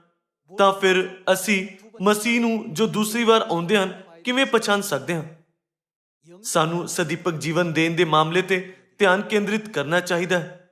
ਸਾਰੇ ਲੋਕੋ, ਯਹੂਨਾ ਅਧਿਆਇ 6 ਬਾਈਬਲ ਵਿੱਚ ਲਿਖਿਆ ਸਿਰਫ ਇੱਕ ਵਾਕ ਨਹੀਂ ਹੈ। ਬਾਈਬਲ ਵਿੱਚ ਪਰਮੇਸ਼ਵਰ ਨੇ ਇੱਕ ਬਹੁਤ ਹੀ ਮਹੱਤਵਪੂਰਨ ਬੁੱਧੀ ਰੱਖੀ ਹੈ ਜਿਸ ਦੇ ਦੁਆਰਾ ਅਸੀਂ ਉਹਨਾਂ ਨੂੰ ਪਛਾਣ ਸਕਦੇ ਹਾਂ। ਇਸ ਯੁੱਗ ਵਿੱਚ ਪੁਰਾਣੇ ਮੱਧ ਨੂੰ ਕੌਣ ਖੋਲੇਗਾ ਜੋ 325 ਈਸਵੀ ਦੇ ਬਾਅਦ ਤੋਂ ਲਗਭਗ 1600 ਸਾਲ ਦੇ ਲਈ ਸਟੋਰ ਕੀਤਾ ਹੈ? ਬਾਈਬਲ ਕਹਿੰਦੀ ਹੈ, ਵੇਖੋ ਇਹ ਸਾਡਾ ਪਰਮੇਸ਼ਵਰ ਹੈ। ਇਹ ਸਿਰਫ ਪਰਮੇਸ਼ਵਰ ਦੁਆਰਾ ਕੀਤਾ ਜਾ ਸਕਦਾ ਹੈ। ਜਿਸ ਮੁਕਤੀਦਾਤਾ ਦੀ ਅਸੀਂ ਉਡੀਕ ਕਰ ਰਹੇ ਹਾਂ ਉਹ ਕੋਈ ਹੋਰ ਨਹੀਂ ਬਲਕਿ ਪਰਮੇਸ਼ਵਰ ਹਨ। ਜਦੋਂ ਉਹ ਪ੍ਰਗਟ ਹੁੰਦੇ ਹਨ ਤਾਂ ਉਹ ਪੁਰਾਣੇ ਮੱਧ ਦਾ ਸੱਚ ਲਿਆਉਣਗੇ ਜੋ ਮੌਤ ਦਾ ਸਦਾ ਦੇ ਲਈ ਨਾਸ਼ ਕਰ ਸਕਦਾ ਹੈ। ਇਹ ਸੱਚ ਨਵੇਂ ਨੇਮ ਦਾ ਪਸਾਹ ਹੈ ਨਾ? ਨਵੇਂ ਨੇਮ ਦਾ ਪਸਾਹ ਦੇ ਦੁਆਰਾ ਮਨੁੱਖ ਜਾਤੀ ਨੂੰ ਸਦੀਪਕ ਜੀਵਨ ਅਤੇ ਮੁਕਤੀ ਕਿਸ ਨੇ ਦਿੱਤੀ? ਕੀ ਉਹ ਸਾਡੇ ਸਵਰਗੀ ਪਿਤਾ ਮਸੀਹ ਅਨਸੌਂਗ ਜੀ ਨਹੀਂ ਹਨ? ਸਾਨੂੰ ਵੱਡੇ ਵਿਸ਼ਵਾਸ ਦੇ ਨਾਲ ਉਸ ਦਾ ਜਵਾਬ ਦੇਣਾ ਚਾਹੀਦਾ ਹੈ। ਪਰ ਤੁਸੀਂ ਮੈਨੂੰ ਕੀ ਆਖਦੇ ਹੋ? ਤੁਸੀਂ ਜਿਉਂਦੇ ਪਰਮੇਸ਼ਵਰ ਦੇ ਪੁੱਤਰ ਮਸੀਹ ਹੋ। ਤੁਸੀਂ ਪਰਮੇਸ਼ਵਰ ਹੋ ਜੋ ਮਨੁੱਖ ਜਾਤੀ ਨੂੰ ਬਚਾਉਣ ਦੇ ਲਈ ਇਸ ਧਰਤੀ ਤੇ ਆਏ। ਸਾਨੂੰ ਪਤਰਸ ਦੇ ਵਾਂਗ ਆਪਣਾ ਵਿਸ਼ਵਾਸ ਖੁੱਲ੍ਹੇਆਮ ਦਿਖਾਉਣ ਵਿੱਚ ਕਾਬਿਲ ਹੋਣਾ ਚਾਹੀਦਾ ਹੈ। ਆਓ ਅਸੀਂ ਯਹੂਨਾ ਅਧਿਆਇ 6 ਵਚਨ 29 ਵੇਖੀਏ। ਯੀਸ਼ੂ ਨੇ ਉਹਨਾਂ ਨੂੰ ਉੱਤਰ ਦਿੱਤਾ, ਕਿਸ ਦਾ ਕੰਮ? ਪਰਮੇਸ਼ਵਰ ਦਾ ਕੰਮ ਇਹ ਹੈ ਕਿ ਜਿਸ ਨੂੰ ਉਹਨ ਭੇਜਿਆ ਹੈ ਉਸ ਉੱਤੇ ਤੁਸੀਂ ਨੇਚਾ ਕਰੋ। ਮਸੀਹ ਨੂੰ ਪਛਾਣਨਾ ਜਦੋਂ ਉਹ ਇਸ ਧਰਤੀ ਤੇ ਪ੍ਰਗਟ ਹੁੰਦੇ ਹਨ ਪਰਮੇਸ਼ਵਰ ਦੇ ਕੰਮ ਦਾ ਹਿੱਸਾ ਹੈ। ਆਓ ਅਸੀਂ ਵਚਨ 30 ਦੇ ਨਾਲ ਬਣੇ ਰਹੀਏ। ਉਸ ਸਮੇਂ ਉੱਥੇ ਇਕੱਠੇ ਲੋਕਾਂ ਦੇ ਸਮੂਹ ਨੇ ਕਿਹਾ ਤਾਂ ਉਹਨਾਂ ਉਸ ਨੂੰ ਆਖਿਆ, ਫਿਰ ਤੂੰ ਕਿਹੜੀ ਨਿਸ਼ਾਨ ਵਿਖਾਲਦਾ ਹੈ ਜੋ ਅਸੀਂ ਵੇਖ ਕੇ ਪ੍ਰਤੀਤ ਕਰੀਏ ਕਿ ਤੂੰ ਕੀ ਕਰਮ ਕਰਦਾ ਹੈ? ਸਾਡੇ ਵੱਡਿਆਂ ਨੇ ਉਜਾੜ ਵਿੱਚ ਮਨ ਖਾਧਾ, ਜਿਵੇਂ ਲਿਖਿਆ ਹੋਇਆ ਹੈ ਕਿ ਉਸਨੇ ਉਹਨਾਂ ਨੂੰ ਆਕਾਸ਼ੋਂ ਰੋਟੀ ਖਾਣ ਨੂੰ ਦਿੱਤੀ। ਇਹ ਉਹ ਘਟਨਾ ਹੈ ਜਿੱਥੇ ਉਹਨਾਂ ਨੇ ਯੀਸ਼ੂ ਤੋਂ ਪੁੱਛਿਆ, ਸਾਡੇ ਪੁਰਖਿਆਂ ਨੇ ਮਨ ਖਾਧਾ ਜੋ ਪਰਮੇਸ਼ਵਰ ਨੇ 40 ਸਾਲ ਤੱਕ ਜੰਗਲ ਵਿੱਚ ਅਚਰਜ ਢੰਗ ਨਾਲ ਦਿੱਤਾ। ਕੀ ਤੁਸੀਂ ਸਾਨੂੰ ਇਸ ਤਰ੍ਹਾਂ ਦਾ ਅਚਰਜ ਨਿਸ਼ਾਨ ਵਿਖਾ ਸਕਦੇ ਹੋ? ਵਚਨ 32 ਵਿੱਚ ਲਿਖਿਆ ਹੈ, ਉਪਰੰਤ ਯੀਸ਼ੂ ਨੇ ਉਹਨਾਂ ਨੂੰ ਆਖਿਆ, ਮੈਂ ਤੁਹਾਨੂੰ ਸੱਚ-ਸੱਚ ਆਖਦਾ ਕਿ ਮੂਸਾ ਨੇ ਤੁਹਾਨੂੰ ਆਕਾਸ਼ੋਂ ਰੋਟੀ ਨਹੀਂ ਦਿੱਤੀ, ਪਰ ਮੇਰਾ ਪਿਤਾ ਤੁਹਾਨੂੰ ਸੁਰਗੋਂ ਸੱਚੀ ਰੋਟੀ ਦਿੰਦਾ ਹੈ। ਕਿਉਂਕਿ ਪਰਮੇਸ਼ਵਰ ਦੀ ਰੋਟੀ ਉਹੀ ਹੈ ਜੋ ਸਵਰਗ ਤੋਂ ਉਤਰ ਕੇ ਜਗਤ ਨੂੰ ਕੀ ਦਿੰਦੀ ਹੈ? ਜੀਵਨ ਦਿੰਦੀ ਹੈ। ਤਾਂ ਉਹਨਾਂ ਨੇ ਉਸ ਨੂੰ ਆਖਿਆ, ਪ੍ਰਭੂ ਜੀ ਸਾਨੂੰ ਸਦਾ ਇਹ ਰੋਟੀ ਦਿਆ ਕਰੋ। ਯੀਸ਼ੂ ਨੇ ਉਹਨਾਂ ਨੂੰ ਆਖਿਆ, ਜੀਵਨ ਦੀ ਰੋਟੀ ਮੈਂ ਹਾਂ। ਜੋ ਮੇਰੇ ਕੋਲ ਆਉਂਦਾ ਹੈ ਉਹ ਮੁੱਲੋਂ ਭੁੱਖਾ ਨਾ ਹੋਵੇਗਾ, ਅਤੇ ਜੋ ਮੇਰੇ ਉੱਤੇ ਨੇਚਾ ਕਰਦਾ ਹੈ ਸੋ ਕਦੇ ਤਿਹਾਇਆ ਨਾ ਹੋਵੇਗਾ। ਪਰ ਮੈਂ ਤੁਹਾਨੂੰ ਆਖਿਆ ਸੀ, ਜੋ ਤੁਸੀਂ ਮੈਨੂੰ ਦਿੱਤਾ ਹੈ ਅਰ ਤਾਂ ਵੀ ਨੇਚਾ ਕਰਦੇ ਹੋ ਨਹੀਂ ਕਰਦੇ। ਜੋ ਕੁਝ ਪਿਤਾ ਮੈਨੂੰ ਦਿੰਦਾ ਹੈ ਮੇਰੇ ਕੋਲ ਆਵੇਗਾ, ਅਤੇ ਜੋ ਮੇਰੇ ਕੋਲ ਆਉਂਦਾ ਹੈ ਮੈਂ ਕਦੀ ਵੀ ਉਹਨੂੰ ਕੱਢ ਨਾ ਦਿਆਂਗਾ। ਕਿਉਂਕਿ ਮੈਂ ਸੁਰਗੋਂ ਉਤਰੇ ਹਾਂ ਇਸ ਲਈ ਨਹੀਂ ਜੋ ਆਪਣੀ ਮਰਜ਼ੀ, ਸਗੋਂ ਉਹਦੀ ਮਰਜ਼ੀ ਦੇ ਅਨੁਸਾਰ ਚੱਲਾਂ ਜਿਹਨੇ ਮੈਨੂੰ ਕੱਲਿਆ। ਅਤੇ ਜਿਹਨੇ ਮੈਨੂੰ ਕੱਲਿਆ ਉਹਦੀ ਇਹ ਮਰਜ਼ੀ ਹੈ ਭਈ ਸਭ ਕੁਝ ਜੋ ਉਹਨੇ ਮੈਨੂੰ ਦਿੱਤਾ ਹੈ ਉਸ ਵਿੱਚੋਂ ਮੈਂ ਕੁਝ ਨਾ ਗਵਾਵਾਂ, ਸਗੋਂ ਉਸ ਨੂੰ ਅੰਤ ਦਿਨ ਜਿਉਂਦਾ ਉਠਾਵਾਂ। ਆਓ ਅਸੀਂ ਦੇਖੀਏ ਕਿ ਅੰਤਿਮ ਦਿਨ ਵਿੱਚ ਉਹ ਸਾਨੂੰ ਕਿਵੇਂ ਬਚਾਉਣਗੇ। ਵਚਨ 40, ਮੇਰੇ ਪਿਤਾ ਦੀ ਇਹ ਮਰਜ਼ੀ ਹੈ ਕਿ ਹਰ ਕੋਈ ਜੋ ਪੁੱਤਰ ਨੂੰ ਵੇਖੇ ਅਤੇ ਉਸ ਉੱਤੇ ਨੇਚਾ ਕਰੇ ਸੋ ਸਦੀਪਕ ਜਿਉਣ ਪਾਏ, ਅਤੇ ਮੈਂ ਉਹਨੂੰ ਅੰਤ ਦੇ ਦਿਨ ਜਿਉਂਦਾ ਉਠਾਵਾਂਗਾ। ਉਪਰੰਤ ਯਹੂਦੀ ਉਸ ਉੱਤੇ ਬੁੜਬੁੜਾਉਣ ਲੱਗੇ, ਇਸ ਲਈ ਜੋ ਉਹਨੇ ਇਹ ਆਖਿਆ ਸੀ ਭਈ ਜਿਹੜੀ ਰੋਟੀ ਸੁਰਗੋਂ ਉਤਰੀ ਹੈ ਉਹ ਮੈਂ ਹਾਂ। ਅਤੇ ਉਹ ਬੋਲੇ, ਭਲਾ ਇਹ ਯੂਸਫ ਦਾ ਪੁੱਤਰ ਯੀਸ਼ੂ ਨਹੀਂ ਜਿਹਦੇ ਮਾਂ ਪਿਓ ਨੂੰ ਅਸੀਂ ਜਾਣਦੇ ਹਾਂ? ਹੁਣ ਉਹ ਕਿਸ ਤਰ੍ਹਾਂ ਆਖਦਾ ਹੈ ਜੋ ਸੁਰਗੋਂ ਉਤਰਿਆ? ਯੀਸ਼ੂ ਨੇ ਉਹਨਾਂ ਨੂੰ ਉੱਤਰ ਦਿੱਤਾ, ਆਪਸ ਵਿੱਚ ਨਾ ਬੁੜਬੁੜਾਓ। ਕੋਈ ਮੇਰੇ ਕੋਲ ਆ ਨਹੀਂ ਸਕਦਾ ਜੇ ਪਿਤਾ ਜਿਹਨੇ ਮੈਨੂੰ ਕੱਲਿਆ ਉਹਨੂੰ ਨਾ ਖਿੱਚੇ, ਅਤੇ ਮੈਂ ਅੰਤ ਦਿਨ ਉਹਨੂੰ ਜਿਉਂਦਾ ਉਠਾਵਾਂਗਾ। ਨਬੀਆਂ ਦੀਆਂ ਪੋਥੀਆਂ ਵਿੱਚ ਇਹ ਲਿਖਿਆ ਹੋਇਆ ਹੈ, ਭਾਈ ਉਹ ਸਭੇ ਪਰਮੇਸ਼ਵਰ ਦੇ ਸਿਖਾਏ ਹੋਏ ਹੋਣਗੇ। ਹਰੇਕ ਜਿਸਨੇ ਪਿਤਾ ਨੂੰ ਸੁਣਿਆ ਤੇ ਸਿੱਖਿਆ ਸੋ ਮੇਰੇ ਕੋਲ ਆਉਂਦਾ ਹੈ। ਇਹ ਨਹੀਂ ਭਾਈ ਕਿਸੇ ਨੇ ਪਿਤਾ ਨੂੰ ਡਿੱਠਾ ਹੋਵੇ ਬਿਨਾਂ ਉਹਦੇ ਜਿਹੜਾ ਪਰਮੇਸ਼ਵਰ ਦੀ ਵੱਲੋਂ ਹੈ ਉਹਨ ਤਾਂ ਪਿਤਾ ਨੂੰ ਡਿੱਠਾ ਹੈ। ਮੈਂ ਤੁਹਾਨੂੰ ਸੱਚ-ਸੱਚ ਆਖਦਾ ਹਾਂ ਕਿ ਜੋ ਨੇਚਾ ਕਰਦਾ ਹੈ ਸਦੀਪਕ ਜਿਉਣ ਉਸੇ ਦਾ ਹੈ। ਜਿਉਣ ਦੀ ਰੋਟੀ ਮੈਂ ਹਾਂ। ਜੋ ਲੋਕ ਨੇਚਾ ਕਰਦੇ ਹਨ ਕਿ ਉਹ ਜੀਵਨ ਦੀ ਰੋਟੀ ਹੈ ਅਤੇ ਉਹਨਾਂ ਦੇ ਹੁਕਮਾਂ ਨੂੰ ਮੰਨਦੇ ਹਨ, ਉਹ ਸਦੀਪਕ ਜੀਵਨ ਪ੍ਰਾਪਤ ਕਰ ਸਕਦੇ ਹਨ। ਤੁਹਾਡਿਆਂ ਪਿਓ ਦਾਦਿਆਂ ਨੇ ਉਜਾੜ ਵਿੱਚ ਮਨ ਖਾਧਾ ਅਤੇ ਮਰ ਗਏ। ਜਿਹੜੀ ਰੋਟੀ ਸੁਰਗੋਂ ਉਤਰਦੀ ਹੈ ਭਾਈ ਮਨੁੱਖ ਉਸ ਵਿੱਚੋਂ ਖਾ ਕੇ ਨਾ ਮਰੇ, ਸੋ ਇਹੋ ਹੈ ਉਹ ਜਿਉਂਦੀ ਰੋਟੀ ਜੋ ਸੁਰਗੋਂ ਉਤਰੀ, ਸੋ ਮੈਂ ਹਾਂ। ਜੋ ਕੋਈ ਇਸ ਰੋਟੀਓ ਕੁਝ ਖਾਵੇ ਤਾਂ ਉਹ ਕੀ ਰਹੇਗਾ? ਸਦਾ ਤੱਕ ਜਿਉਂਦਾ ਰਹੇਗਾ। ਇਸ ਦਾ ਅਰਥ ਹੈ ਕਿ ਅਸੀਂ ਯੀਸ਼ੂ ਦਾ ਮਾਂਸ ਅਤੇ ਲਹੂ ਖਾ ਕੇ ਸਦੀਪਕ ਜੀਵਨ ਪ੍ਰਾਪਤ ਕਰ ਸਕਦੇ ਹਾਂ, ਹੈ ਨਾ? ਇਹਨਾਂ ਦਿਨਾਂ ਵਿੱਚ ਇਸ ਦੁਨੀਆ ਵਿੱਚ ਬਹੁਤ ਸਾਰੇ ਲੋਕ ਬਾਈਬਲ ਦਾ ਅਧਿਐਨ ਯਤਨ ਨਾਲ ਕਰਦੇ ਹਨ। ਹਾਲਾਂਕਿ ਇਹ ਹੈਰਾਨ ਕਰਨ ਵਾਲੀ ਗੱਲ ਹੈ ਕਿ ਉਹ ਪਸਾ ਨਹੀਂ ਮਨਾਉਂਦੇ। ਇਹ ਅਸਲ ਵਿੱਚ ਹੈਰਾਨ ਕਰਨ ਵਾਲੀ ਗੱਲ ਹੈ। ਅਸਲੀਅਤ ਵਿੱਚ ਉਹ ਜੋ ਇਹ ਕੰਮ ਕਰ ਸਕਦੇ ਹਨ ਸਿਰਫ ਪਰਮੇਸ਼ਵਰ ਹਨ।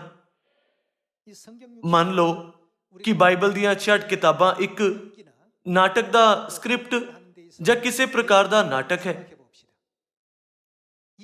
ਸਕ੍ਰਿਪਟ ਵਿੱਚ ਸਿਰਫ ਮੁੱਖ ਕਿਰਦਾਰ ਪਰਮੇਸ਼ਵਰ ਮਨੁੱਖ ਜਾਤੀ ਦਾ ਜੀਵਨ ਬਚਾਉਣ ਦੇ ਲਈ ਪਸਾ ਲਿਆ ਸਕਦੇ ਹਨ। ਫਿਰ ਕੀ ਇੱਕ ਹੋਰ ਕਿਰਦਾਰ ਜੋ ਸੁੰਦਰ, ਸ਼ਕਤੀਸ਼ਾਲੀ, ਹੁਸ਼ਿਆਰ ਜਾਂ ਧਨੀ ਹੈ, ਮੁੱਖ ਕਿਰਦਾਰ ਦੀ ਭੂਮਿਕਾ ਦੀ ਥਾਂ ਲੈ ਸਕਦਾ ਹੈ? ਸਕ੍ਰਿਪਟ ਦੇ ਅਨੁਸਾਰ ਸਿਰਫ ਕੌਣ ਇਸ ਨੂੰ ਲੈ ਸਕਦਾ ਹੈ? ਕਿਉਂਕਿ ਇਹ ਕਹਿੰਦਾ ਹੈ ਕਿ ਸਿਰਫ ਪਰਮੇਸ਼ਵਰ ਹੀ ਇਸ ਨੂੰ ਕਰਨਗੇ, ਤਾਂ ਕੋਈ ਹੋਰ ਇਸ ਨੂੰ ਨਹੀਂ ਕਰ ਸਕਦਾ। ਸਿਰਫ ਪਰਮੇਸ਼ਵਰ ਹੀ ਧਰਤੀ ਤੇ ਆ ਸਕਦੇ ਹਨ ਅਤੇ ਨਸ਼ਟ ਹੋ ਚੁੱਕੇ ਸਾਰੇ ਹੁਕਮਾਂ ਅਤੇ ਵਿਵਸਥਾਵਾਂ ਨੂੰ ਦੁਬਾਰਾ ਸਥਾਪਿਤ ਕਰ ਸਕਦੇ ਹਨ। ਅਤੇ ਕੀ ਇਹ ਨਹੀਂ ਕਿਹਾ ਗਿਆ ਹੈ ਕਿ ਉਹ ਸਿਯੋਨ ਤੋਂ ਨਵੇਂ ਨੇਮ ਦੀ ਵਿਵਸਥਾ ਦੀ ਘੋਸ਼ਣਾ ਕਰਨਗੇ? ਨਬੀਆਂ ਅਤੇ ਬਾਈਬਲ ਦੀਆਂ ਭਵਿੱਖਬਾਣੀਆਂ ਦੇ ਅਨੁਸਾਰ ਜਦੋਂ ਪਰਮੇਸ਼ਵਰ ਮਨੁੱਖ ਜਾਤੀ ਨੂੰ ਬਚਾਉਣ ਦੇ ਲਈ ਇਸ ਧਰਤੀ ਤੇ ਦੂਸਰੀ ਵਾਰ ਨਵੇਂ ਨੇਮ ਦੇ ਸੱਚ ਦੀ ਘੋਸ਼ਣਾ ਕਰਦੇ ਹੋਏ ਆਏ, ਤਾਂ ਉਹਨਾਂ ਨੇ ਅੰਤ ਵਿੱਚ ਸਾਨੂੰ ਕਿਸ ਦੇ ਕੋਲ ਆਉਣ ਦੇ ਲਈ ਕਿਹਾ? ਉਹਨਾਂ ਨੇ ਕਿਹਾ, ਮੇਰੇ ਕੋਲ ਆਓ। ਫਿਰ ਜਦੋਂ ਅਸੀਂ ਉਹਨਾਂ ਦੇ ਕੋਲ ਆਉਂਦੇ ਹਾਂ ਤਾਂ ਅਸੀਂ ਕਿਸ ਨੂੰ ਮਿਲ ਸਕਦੇ ਹਾਂ? ਆਓ ਅਸੀਂ ਪ੍ਰਕਾਸ਼ ਦੀ ਪੋਥੀ ਅਧਿਆਇ 22 ਤੇ ਜਾਈਏ। ਆਤਮਾ ਤੇ ਲਾੜੀ ਆਖਦੀ ਹੈ, ਆਓ। ਜਿਹੜਾ ਸੁਣਦਾ ਹੋਵੇ ਉਹ ਕਹੇ, ਆਓ। ਅਤੇ ਜਿਹੜਾ ਤਿਹਾਇਆ ਹੋਵੇ ਉਹ ਆਵੇ। ਜਿਹੜਾ ਚਾਹੇ ਅੰਮ੍ਰਿਤ ਜਲ ਕੀ ਲਵੇ, ਮੁਫਤ ਲਵੇ। ਇੱਥੇ ਆਤਮਾ ਤਿੰਨ ਰੂਪ ਇੱਕ ਦੇ ਅਨੁਸਾਰ ਪਿਤਾ ਪਰਮੇਸ਼ਵਰ ਹਨ। ਲਾੜੀ ਜੋ ਪਿਤਾ ਦੀ ਪਤਨੀ ਹੈ, ਮਾਤਾ ਹੋਣੀ ਚਾਹੀਦੀ ਹੈ। ਪਿਤਾ ਪਰਮੇਸ਼ਵਰ ਅਤੇ ਮਾਤਾ ਪਰਮੇਸ਼ਵਰ ਕਹਿੰਦੇ ਹਨ, ਆਓ। ਸਿਰਫ ਉਹੀ ਜੋ ਪਿਤਾ ਅਤੇ ਮਾਤਾ ਜੀ ਦੇ ਕੋਲ ਆਉਂਦੇ ਹਨ, ਜੀਵਨ ਮਤਲਬ ਸਦੀਪਕ ਜੀਵਨ ਪ੍ਰਾਪਤ ਕਰ ਸਕਦੇ ਹਨ। ਕੀ ਇਹ ਉਹ ਸਿੱਖਿਆ ਨਹੀਂ ਹੈ ਜੋ ਪਿਤਾ ਨੇ ਸਾਨੂੰ ਦਿੱਤੀ ਜਦੋਂ ਉਹ ਧਰਤੀ ਤੇ ਆਏ ਸੀ? ਇਸ ਲਈ ਪਿਤਾ ਦੇ ਹੇਠ ਲਿਖੇ ਲੇਖਾਂ ਵਿੱਚ ਐਲੀਸ਼ਾ ਨੇ ਕਿਸ ਦਾ ਪਾਲਨ ਕੀਤਾ? ਐਲੀਸ਼ਾ ਨੇ ਏਲੀਆ ਦਾ ਪਾਲਨ ਕੀਤਾ। ਯਹੋਸ਼ੂਆ ਨੇ ਮੂਸਾ ਦਾ ਪਾਲਨ ਕੀਤਾ। ਪਤਰਸ ਨੇ ਯੀਸ਼ੂ ਦਾ ਪਾਲਨ ਕੀਤਾ। ਅਤੇ ਮੈਂ ਮਾਤਾ ਦਾ ਪਾਲਨ ਕਰਦਾ ਹਾਂ। ਪਿਤਾ ਨੇ ਸਿਯੋਨ ਦੀਆਂ ਸਾਰੀਆਂ ਸੰਤਾਨਾਂ ਨੂੰ ਇਹ ਸਿੱਖਿਆ ਦਿੱਤੀ, ਜਿਸ ਦਾ ਅਰਥ ਹੈ ਮੈਂ ਤੁਹਾਨੂੰ ਨਮੂਨਾ ਦਿਖਾ ਦਿੱਤਾ ਹੈ। ਇਸ ਲਈ ਮਾਤਾ ਦਾ ਪਾਲਨ ਕਰੋ ਅਤੇ ਸਦੀਪਕ ਜੀਵਨ ਦੇ ਰਾਜ ਵਿੱਚ ਆਓ। ਇਸ ਸਾਲ ਆਓ ਅਸੀਂ ਸਾਰੇ ਲੋਕਾਂ ਨੂੰ ਜੀਵਨ ਦੇ ਸੁੰਦਰ ਸੱਚ ਦੀ ਸਾਖੀ ਦੇ ਕੇ ਪਿਤਾ ਅਤੇ ਮਾਤਾ ਜੀ ਦੀ ਇੱਛਾ ਨੂੰ ਜਾਰੀ ਰੱਖੀਏ। ਸਿਯੋਨ ਦੇ ਸਾਰੇ ਮੈਂਬਰੋ, ਆਓ ਅਸੀਂ ਮੁਕਤੀ ਦੀ ਕਿਰਪਾ ਵਿੱਚ ਭਾਗ ਲੈਣ ਦੇ ਲਈ ਲੋਕਾਂ ਦੀ ਅਗਵਾਈ ਕਰੀਏ। ਮੈਂ ਅੱਜ ਦੇ ਉਪਦੇਸ਼ ਨੂੰ ਖਤਮ ਕਰਾਂਗਾ। ਤੁਹਾਡਾ ਬਹੁਤ ਬਹੁਤ ਧੰਨਵਾਦ।